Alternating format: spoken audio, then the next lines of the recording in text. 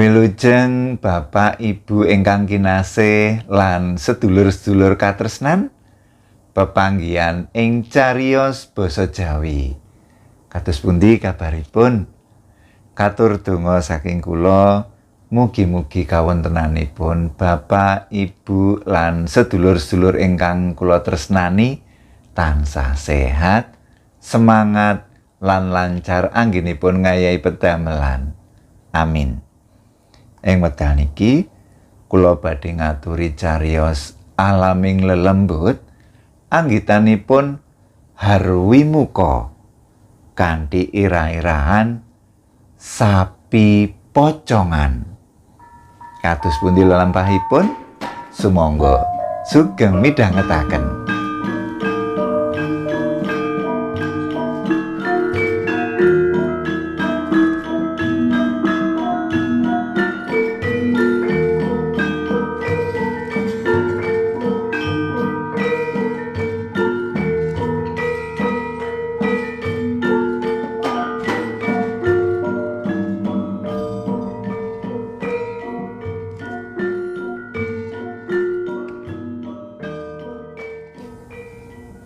Saben wayah ketiga dawa, banyu sing mili menyang sawah mesti sansaya cilik. Malah bisa mampet babar pisan. Kanggo banyuni sawah, iline banyu banjur digilir. Gilir banyu ora peduli awan utawa bengi. Mula yen wayah entuk gilir banyu, aku kudu budal menyang sawah. Kaya wengi kuwi ngepasi malem jemuah. Nanging merga wayah gilir, aku yo panggah budal. Jalaran yen ora budal, tanduranku bakal alum. Yen nganti tanduran ora panen, keluargaku bakal paceklik. Iline banyu dadak sansaya cilik. Iki mesti pokale wong sing ngilekake banyu durung wayahe. Aku kepeksa nurut kalenan cilik tumuju dam irigasi sing adohe wetara 1 kilometer. Dalane nurut tengah sawah lan pinggir papringan. Karmaji tau crita yen ing papringan kuwi dheweke diganggu pocongan. Kuwi tenan, Mas. Aku ora gawe-gawe. Critane Karmaji nalika jagongan ing gubuk tengah sawah. Awan kuwi padha leren sawise matun pari ing sawahe dhewe-dhewe. Halah, paling kowe mung keton-ketonen. Jono ora percaya. Olehmu weruh kepriye, Ji? Pitakonku pengen Karmaji cerita. Bengi kuwi aku ki jenan ning sawah. Banyune kari cilik banget. Aku nekat nurut kalen. Biasane wong ngisor kali Jlebung nyolong banyu saka dam kuwi.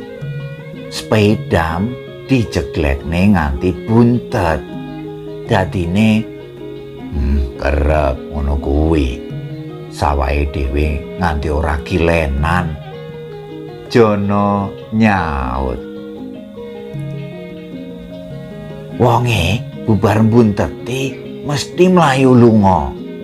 Karmaji bacutne.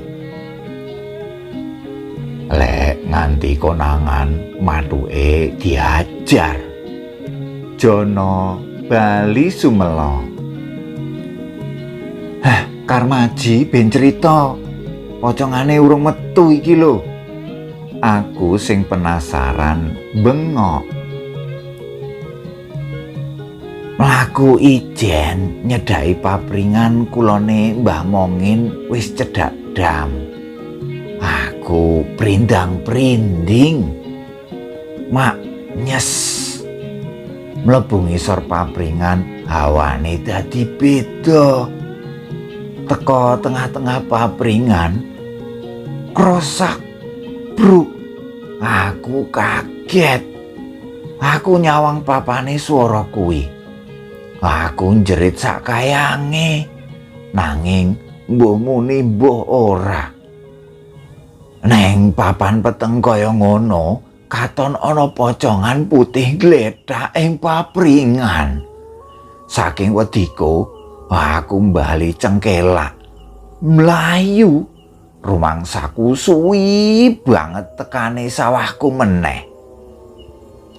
Ceritane Karmaji. Halah, paling sing kok sawang kuwi debok tilas kanggo anggel, nggo ngileni blumbange Mbah Mongin. Jono panggah ora percaya.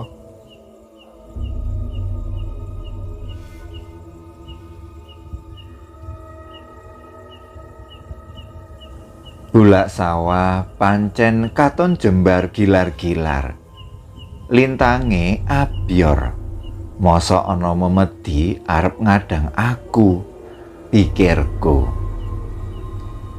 Bener kandhane Jono, apa sing diweruhi Karmaji paling mung debok neng papringan. Sing kemrosak paling bluluk ceblok ngenani godhong pring. Aku sing wis biasa gilir banyu ora duwe rasa miris.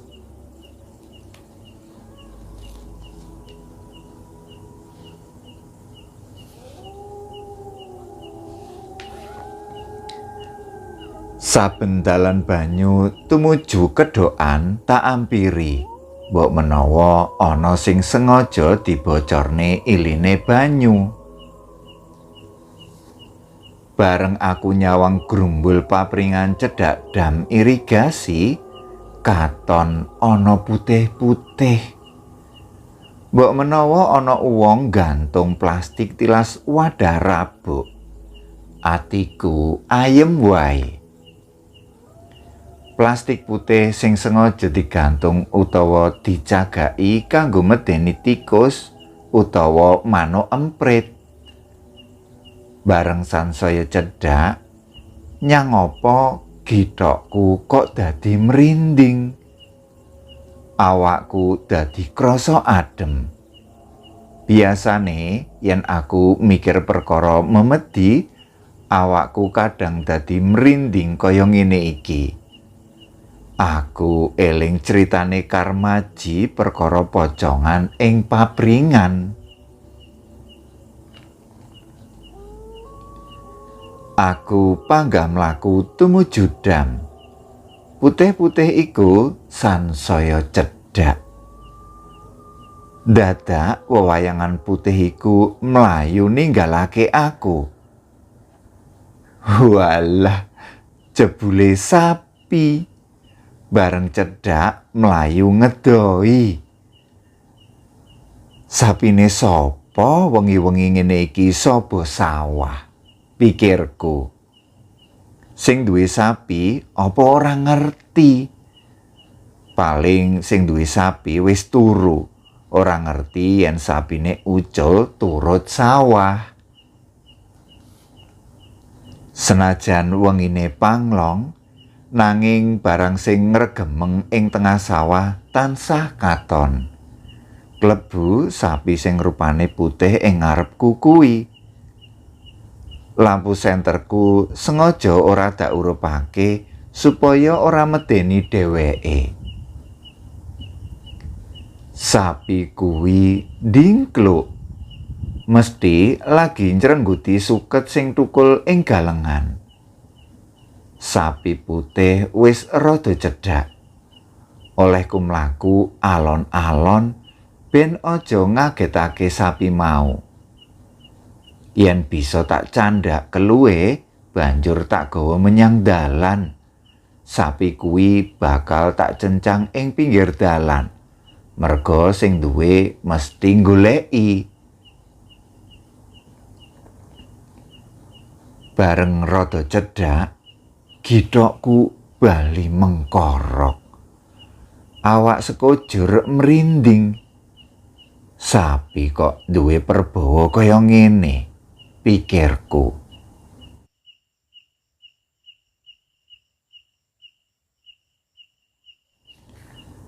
Pacul ing pundakku tak seleh dhisik supaya bisa nyekel sapi kuwi. Sarung tak kendhetake bangkekan. Lampu senter tak cekel tangan kiwa. Mlaku mindik-mindik nyedhaki sapi. Awak sansaya mengkorok. Meh. Pangundangku niru wong-wong sing ngingu sapi. Bleber. Sapi mlayu cepet banget. Lampu senterku tak urupne kanggo nyoloki galengan. Bola-bali tak pitet tombole, nanging ora gelem murup. Senter tak kabuki. Banjur tak pitet meneh tombole. Meksa ora gelem murup. Sentolop amoh. Grenengku mangkel banget. Mlaku balik, grayah-grayah goleki olehku ndeleh pacul. Paculku sing turane luyung, wayah wengi ora pati katon.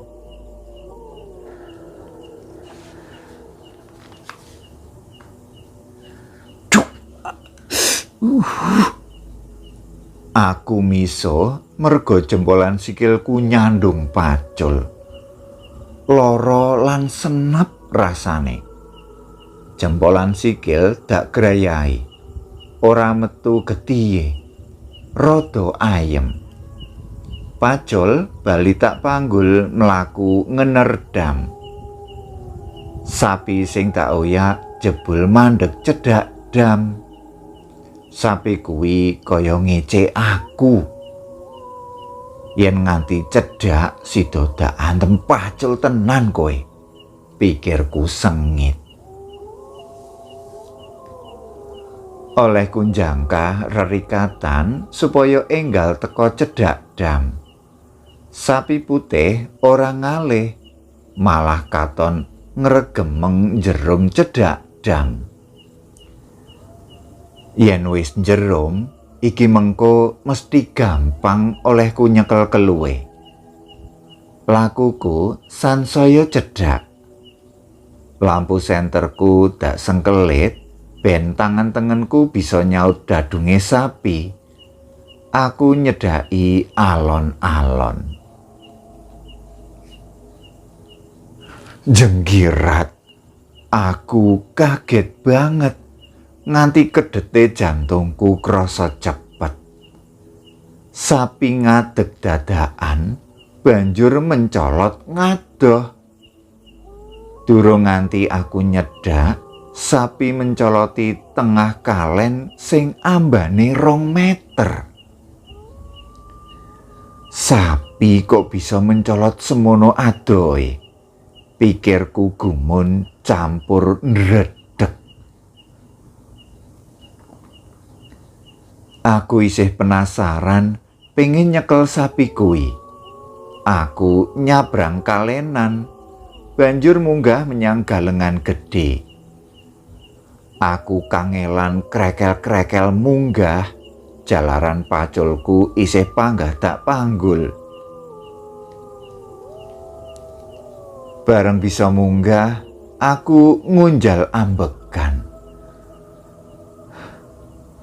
Alon-alon sapi ngadeg kuwi tak cedhaki.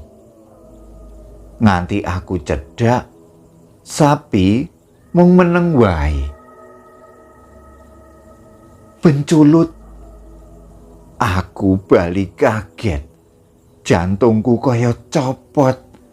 Sapi putih bali mencolot menyang sabrang kalenan. Aku emosi. Pacul sing tansah tak panggul tak sawatake menyang arahe sapi. Kuk, kuk, kuk.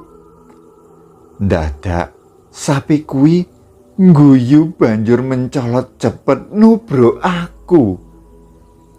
Aku nyoba endo nganti tiba kejengkang ing galengan dam. Bareng aku kejengkang, sapi balik mencolot menyang sabrang kalenan. Bali meneh mencolot cedhak aku. Aku dadi kamiweden lan giris. Durung ilang girisku, sapi mencolot ing dhuwur dam. Kuk, kuk, kuk. Guyune sapi alon-alon mumbul menyang pring ori sing manglung menyang dam kali Celebung.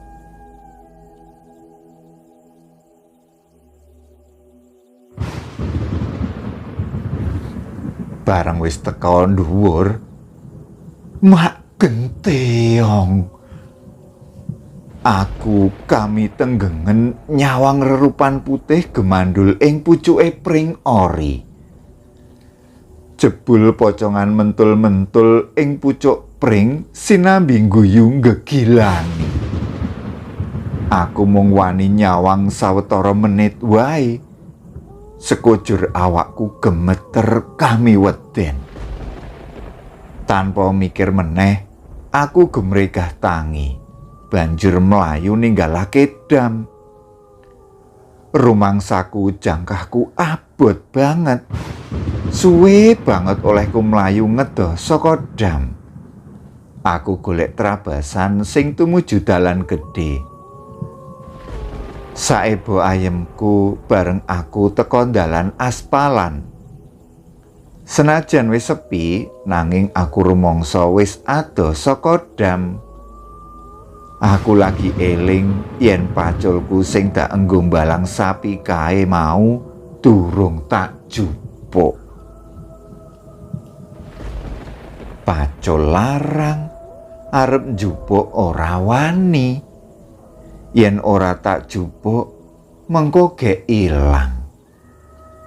Gendulak, genduli, wani apa ora? Ngrayai lampu senter isih sumlempit ing bangkean.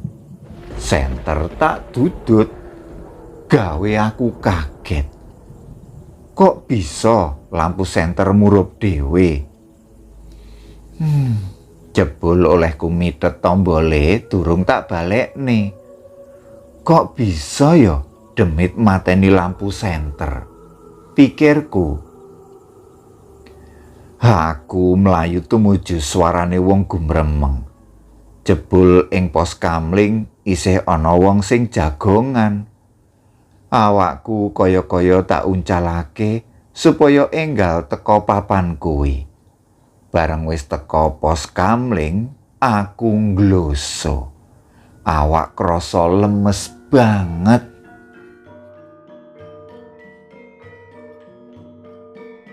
Cudel, mekaten waosan saking cariyos basa Jawi. Mugi dadosaken panglipuraning penggalih. Cekap semanten kula nyuwun pamit. Matur nuwun.